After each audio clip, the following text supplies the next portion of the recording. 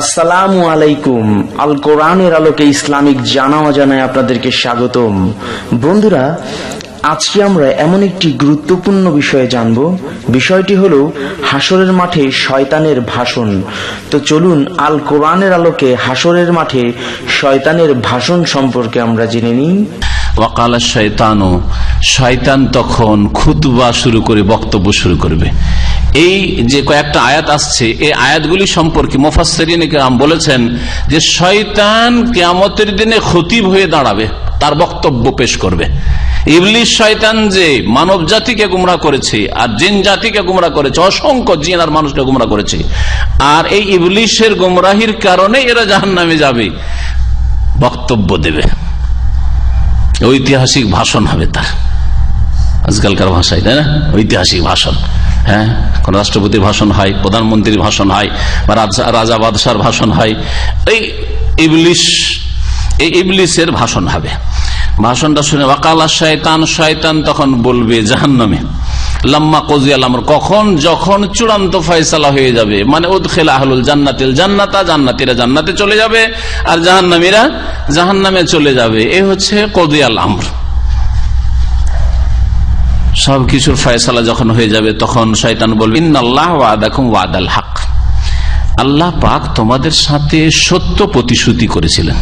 আল্লাহর ওয়াদা সত্য ছিল যে তোমরা ঈমান নিয়ে আসো, সৎকর্মশীল হও, নেক আমল করো, তোমাদেরকে জান্নাতে দাখিল করব, জান্নাত দেব তোমাদেরকে।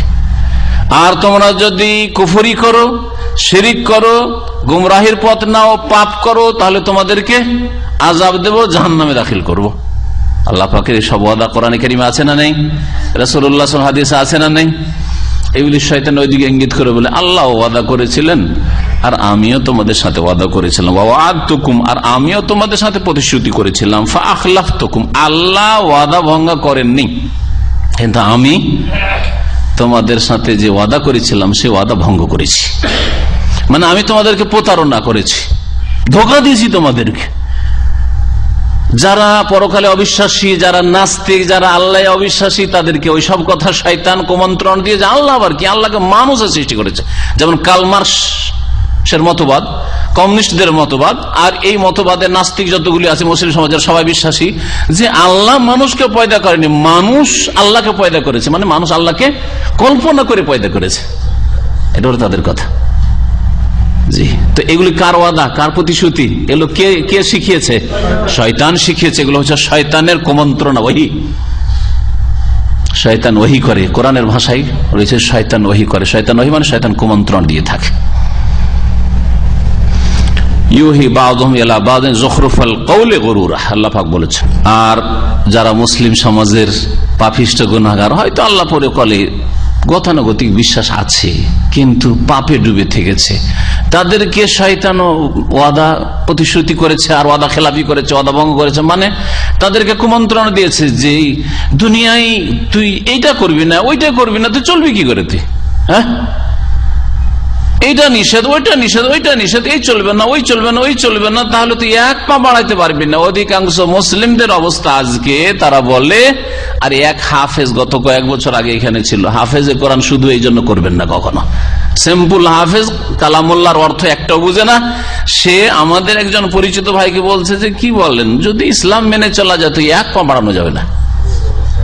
ইসলাম যদি মেনে চলা যায় পুরাপুরি, তাহলে এক পা বাড়ানো যাবে না।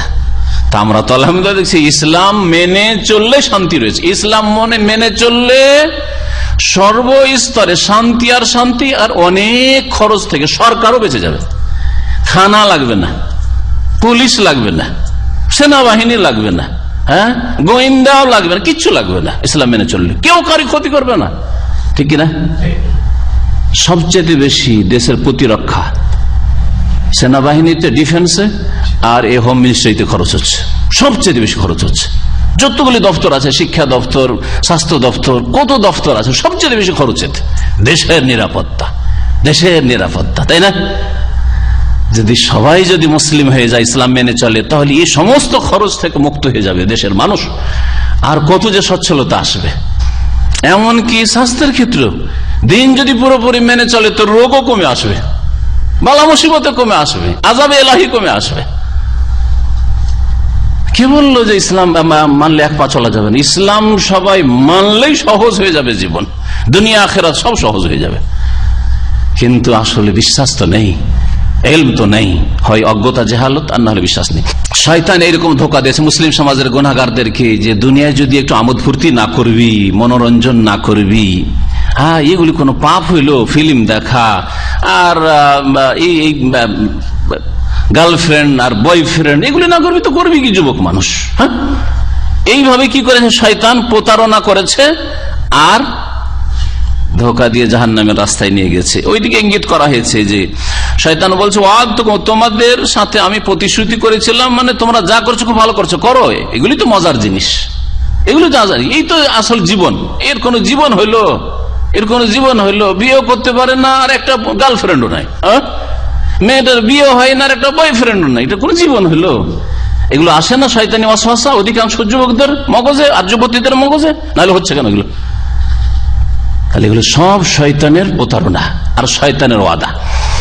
ফাখলাফতুকুম, কিয়ামতের দিনে শয়তান বলবে তোমাদের সাথে ওয়াদা খেলাফি করেছি, তোমাদেরকে দেয়া প্রতিশ্রুতি ভঙ্গ করেছি। ওয়ামা কানা লি আলাইকুম মিন সুলতান, আর আমার তোমাদের উপর কোন রকমের আধিপত্য ছিল না, এমন কোন দাপট ছিল না যে জবরদস্তি করে তোমাদেরকে গোমরাহ করেছেন। না কেউ বলতে পারে যে শয়তান জবরদস্তি করে টেনে নিয়ে গেছে গুনার কাজে, শয়তান জবরদস্তি টেনে বিছানায় শুয়ে দিয়েছে আর ফজর নামাজ পড়তে তাই নাই?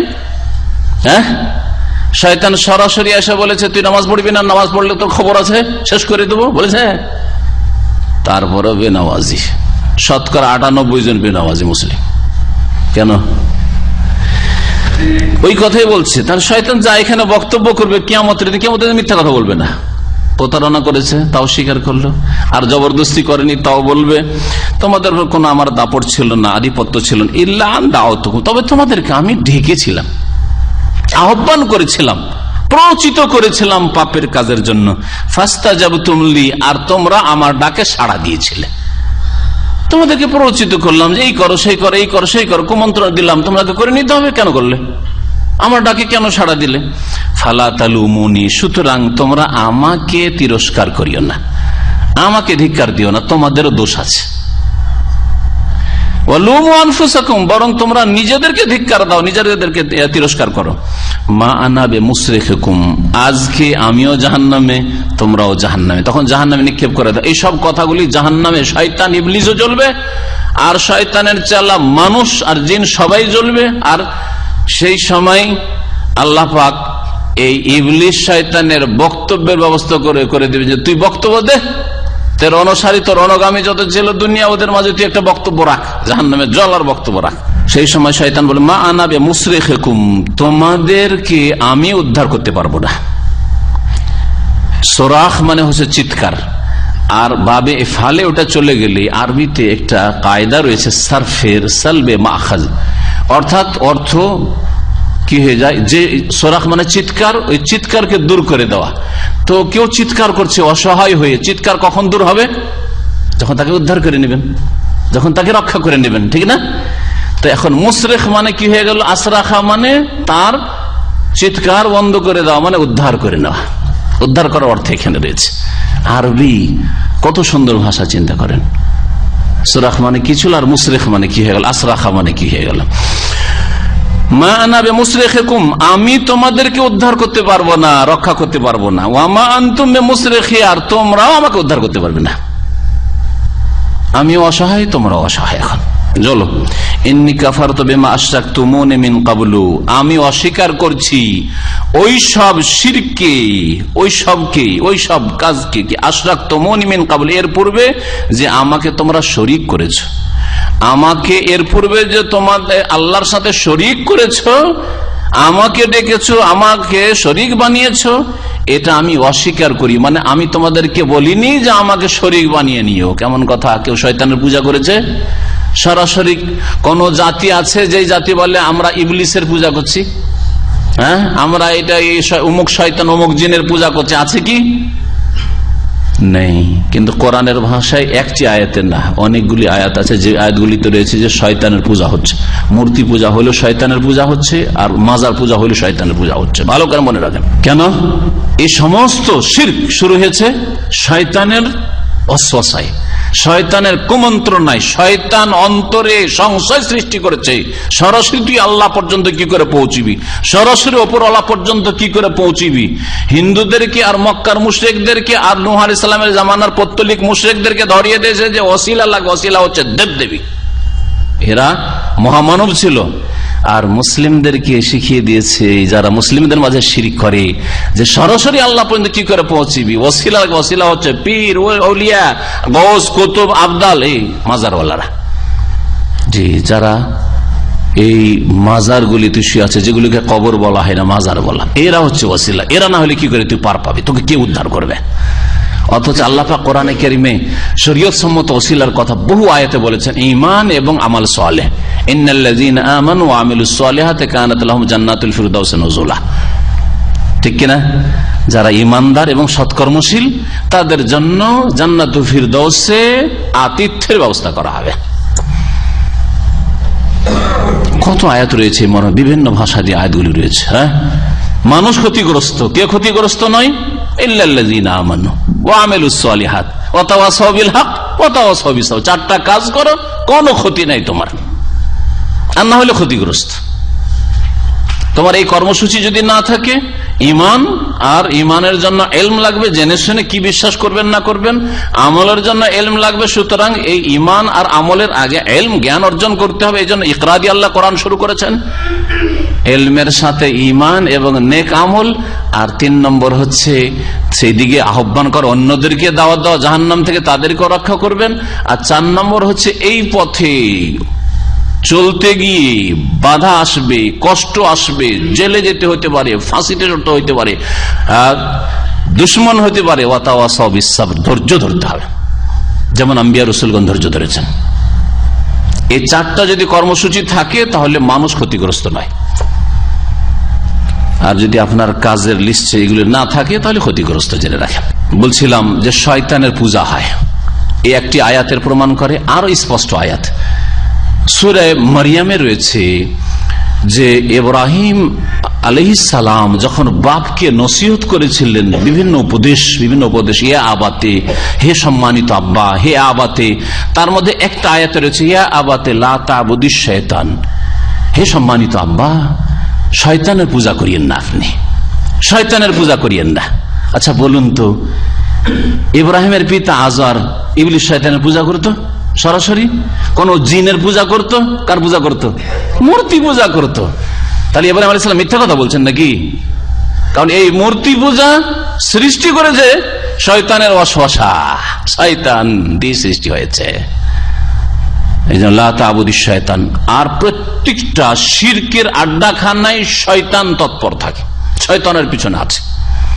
শয়তান অনেক কিছু করে থাকে, অনেক সময় তাদের গরজ পুরা হয়ে থাকে, যে উদ্দেশ্যে হয়তো শিরিক করেছে, সে মনের কামনা বাসনা পূরণ হচ্ছে, ধোকা খেয়ে যায়। এই জন্য দেখলেন এতদিন রোগ ভালো হয়নি, আর গেলাম অমুক মাজারে গেলাম, দেখে রোগ ভালো হয়ে গেছে, আর বলছে এরা মাজারে যেতে হবে না, মাজারে গেলে রোগ ভালো হয়।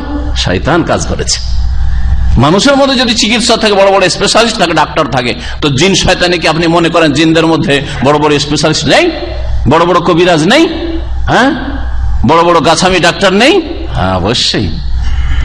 তাহলে জি, এই জন্য বলা হয়েছে লা তা'বুদিশ শায়তান, শয়তানের পূজা করিয়ে না। শিরক মানে পিছনে শয়তান আছে, ব্যাকগ্রাউন্ডে শয়তান আছে। আর দেখবেন মূর্তিগুলো এত ভয়ঙ্কর লাগে দেখতে, এগুলো দেখলে শয়তান স্মরণে আসে কি আসে না? জি হ্যাঁ। আল্লাহ পাক বলছেন যে এই ইবলিস বলবে, ইন্নী কাফারতু বিমা আশরাকতুমুনি মিন ক্বাবল, এর পূর্বে দুনিয়াতে তোমরা কর্মজগতে আমাকে যে শরীক করেছো, এই তোমাদের শরীক করাকে আমি অস্বীকার করছি। আমি তো বলিনি যে আমার পূজা করিও, হ্যাঁ, আমি তো বলিনি যে তোমার মূর্তি পূজা করি আর কবর পূজা করিও, আমি অস্বীকার করছি। আর যাদের পূজা করা হয়েছে তারাও অস্বীকার করবে, এই কথাও কোরআনে কারিমে রয়েছে। আল্লাহ পাক ইরশাদ করেছেন, ওয়া ইয়াউমাল কিয়ামাতি ইয়াকফুরুনা বিশিরকিকুম, কিয়ামতের দিনে যাদেরকে তোমরা ডেকেছো আল্লাহকে বাদ দিয়ে, রামকে ডাকো আর কৃষ্ণকে ডাকো, লাতকে ডাকো আর উজ্জাকে ডাকো আর ওয়াদকে আর সোয়াকি কেউ ডেকে থাকুক, আর কেউ গৌসুল আজম বলে জিলানিকে ডাকুক, আর গরিব নওয়াজ বলে চিশতিকে ডাকুক, আর শাহজালালকে ডাকুক, ওয়া ইয়াউমাল কিয়ামাতি ইয়াকফুরুনা বিশিরকিকুম, কিয়ামতের দিনে তোমাদের শিরকের অস্বীকার করে। আমরা বলিনি শিরিক করতে, আমরা এসব শেখাই নাই, আমরা এই কবর মাজার পূজা শেখাইনি। ওয়ালা ইউনাব্বিউকা মিসলু খাবীর, আর সূক্ষ্ম যিনি খবর রাখেন আল্লাহ, তার মতো কেউ রহস্যমূলক কথা বলতে পারে না। আল্লাহ পাক রব্বুল আলামিন তারপরে ইরশাদ করছেন যে বক্তব্য চলছে ইবলিসের। ইবলিস বলবে ইন্না যালিমিনা লাহুম আযাবুন শাদীদ। এটা ইবলিসের কথা হইতে পারে, আবার এখান থেকে ইবলিসের বক্তব্য শেষ, আর তারপরে আল্লাহ পাক বলছেন নিঃসন্দেহে জালেমদের জন্য বড় যন্ত্রণাদায়ক শাস্তি রয়েছে। ইসলামিক জ্ঞান অর্জনের জন্য আমাদের চ্যানেলটি সাবস্ক্রাইব করুন, ইসলাম প্রচারের জন্য ভিডিওটি শেয়ার করুন, নতুন ভিডিওর নোটিফিকেশন পেতে পাশের বেল আইকনটি ক্লিক করুন।